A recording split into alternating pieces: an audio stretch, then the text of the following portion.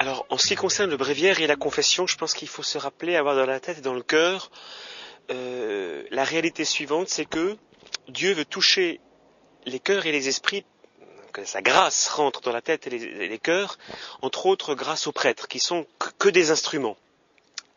Et pour que cet instrument soit habile et qu'il fonctionne bien, comme un microscope pour qu'il n'y ait pas de saleté sur la vitre, il faut qu'il soit bien propre et bien habile. Et donc, pour que le prêtre ne commence pas à faire des petites fantaisies, des choses qui lui plaisent, mais qui finalement ne servent pas la gloire de Dieu, eh bien, il a besoin de venir se confesser toutes les semaines, parce que forcément, il fait des péchés. Et tous ces péchés peuvent être une sorte d'obstacle entre Dieu, les âmes et l'instrument qui est plus très, très bon entre les mains de Dieu. Ainsi, voilà pourquoi il faut se confesser toutes les semaines. Le bréviaire, eh bien, en fait, comme le dira son Xavier, c'est pas une prière personnelle ou privée. Le prêtre prie pour les gens qui lui sont confiés. Et donc, d'une certaine manière, en étant fidèle au bréviaire, il va d'une certaine manière préparer les âmes à entendre la parole de Dieu, à entendre le catéchisme ou un autre enseignement, une discussion qu'on peut avoir.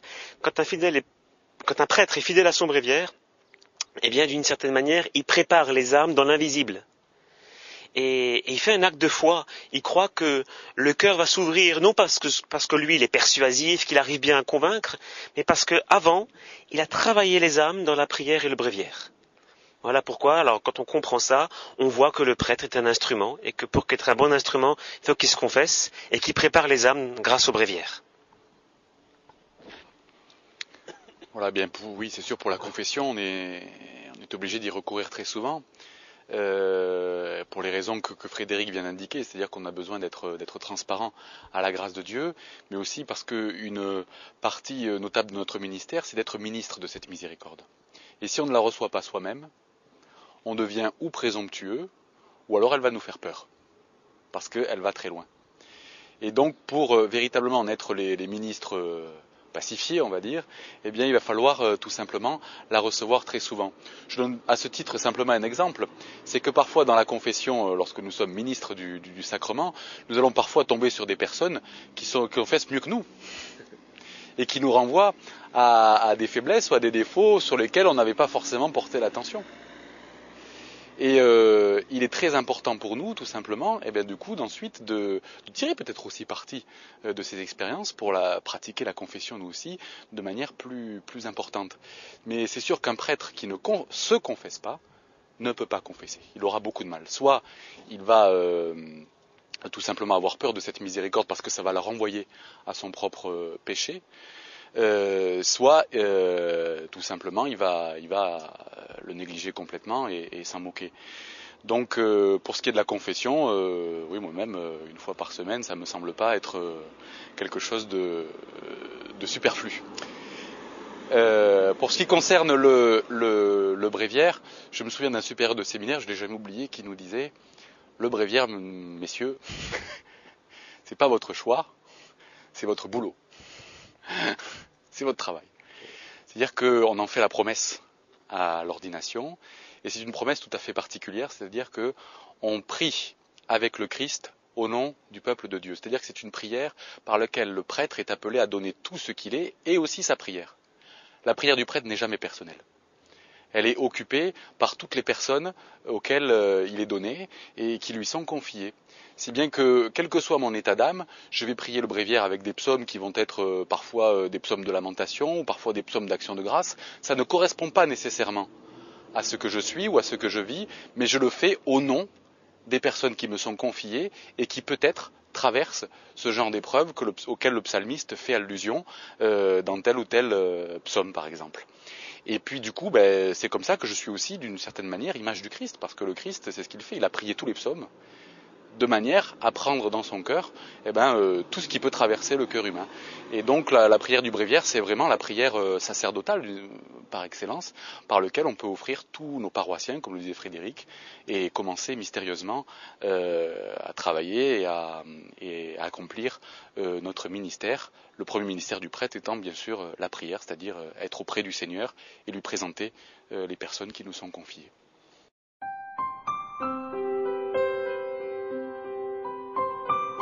Il est vrai que la solitude est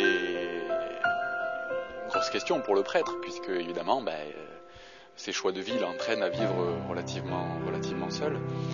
Et je me souviens d'un autre supérieur de séminaire, parce que j'ai fait plusieurs séminaires, qui nous disait, et c'était pas très politiquement correct, mais je crois qu'il avait raison, que le prêtre doit être un moine intérieur. Ça ne veut pas dire qu'il va se couper du monde par le fait, ça ne veut pas dire qu'il va vivre en dehors de la réalité ou de ses paroissiens, ça c'est évident, mais c'est qu'il doit avoir une colonne vertébrale intérieure et pouvoir vivre à partir de son intériorité. Et pour ça, je pense tout simplement que, évidemment, dans la solitude, le prêtre est solitaire, mais il n'est jamais seul. C'est-à-dire qu'on a une présence intérieure du Seigneur auquel il faut être sans cesse attentif, et je crois que c'est ça qui fait que la solitude est habitée, ou alors elle ne l'est pas.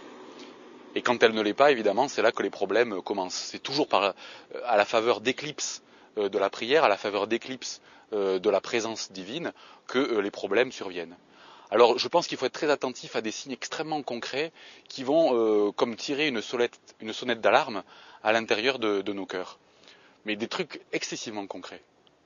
Je ne mets plus ma table. Vous savez, je mange comme ça, Alors ça peut arriver une fois quand on est pressé, mais je veux dire, quand ça devient une habitude, je deviens sale, je me laisse aller, je fais pas mon lit. Si bien que je me lève pas à l'heure, en étant de plus en plus paresseux et en utilisant, vous savez, le bouton snooze. Vous savez qu'il faut gagner 10 minutes, et puis 10 minutes, et puis je passe complètement à l'as, la prière, etc., etc., etc. Donc il y a comme une forme, d'abord, de laisser aller. On n'est plus attentif aux détails en se disant ça n'a pas d'importance. Et par les détails, on est rattrapé jusqu'à l'essentiel, où il y a une forme d'attiédissement, d'affadissement général qui finit par attaquer les choses les plus essentielles dans la vie du prêtre, et où le prêtre ne va plus trouver de goût à son ministère et de goût à la vie intérieure. Et c'est là qu'évidemment les problèmes graves, éventuellement, ça dépend bien sûr des rencontres et tout ça et des choix qu'on fait, vont commencer à survenir. On les connaît bien. Donc je pense qu'il faut être toujours attentif à la relation d'amour, il me semble, intérieure, qui va se nouer avec le Seigneur, et savoir la vivre dans les détails. C'est-à-dire de faire de chaque détail finalement un cadeau et une acte de foi envers celui qui nous a appelés et qui nous a appelés à cette vie et qui va nous donner la grâce pour vivre cette vie.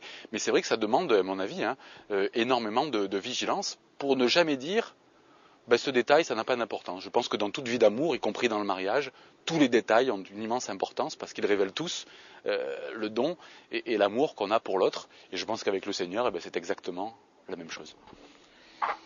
Alors moi, je dirais par rapport à toutes ces compensations que certaines personnes peuvent chercher dans des choses un peu graves, comme tu l'évoquais, l'alcool, la télévision, d'autres choses encore plus graves.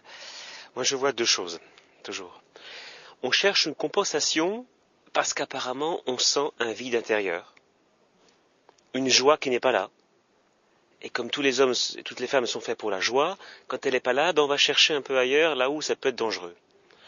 Donc, par conséquent, je pense que, première chose. Et deuxième chose, il y a une expression catholique qui dit que l'oisiveté est la mère de tous les vices.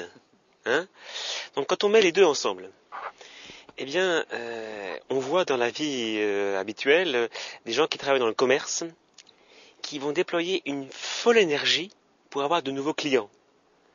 Et une fois qu'ils l'ont gagné, ce marché, ils éprouvent une certaine joie, normale.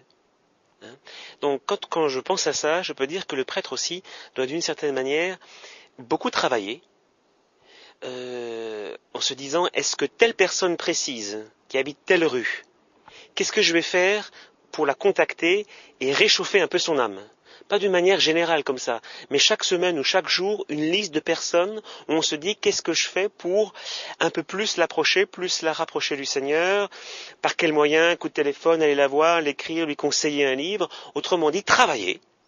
De manière pour viser des personnes bien précises, comme un commercial vise des clients très précis, et quand il voit ce prêtre, que telle personne qu'il a contactée se rapproche de Dieu, va mieux, progresse, il va nécessairement éprouver une joie.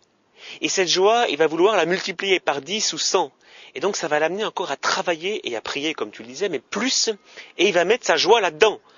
Et donc du coup, il n'aura plus besoin de chercher des petits trucs un peu bizarres ailleurs, parce qu'il y aura quelque chose qui va nourrir son activité de prêtre, tout en travaillant beaucoup. Donc il va mettre de côté la paresse, l'oisiveté, et en même temps, dans ce qu'il va faire, il va trouver sa joie, même si par moments, il y a des difficultés, des personnes qui vont tirer le rideau, qui vont dire « je ne veux pas vous parler ». Mais il y en a d'autres. Il n'y a pas que des jeunes hommes riches de l'évangile qui tournent le dos. Donc je pense qu'il y a ça, cette joie à travailler, pour des personnes bien précises, en essayant d'écarter la paresse. Et quand il y a ça, on se rend compte qu'on commence à remplir son âme et par la prière, que disait Xavier, et aussi par la joie de l'action apostolique. Et le soir, quand on se couche, on se dit, j'ai vu telle personne, quelle bonne journée. Donc du coup, on n'a plus besoin d'allumer la télé. Donc de boire un coup, c'est terminé. Voilà.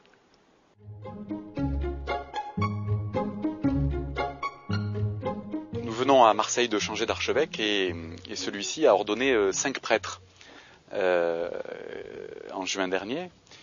Et il a dit aux fidèles qui assistaient à l'ordination, demandez à ces jeunes prêtres ce qu'ils peuvent vous donner.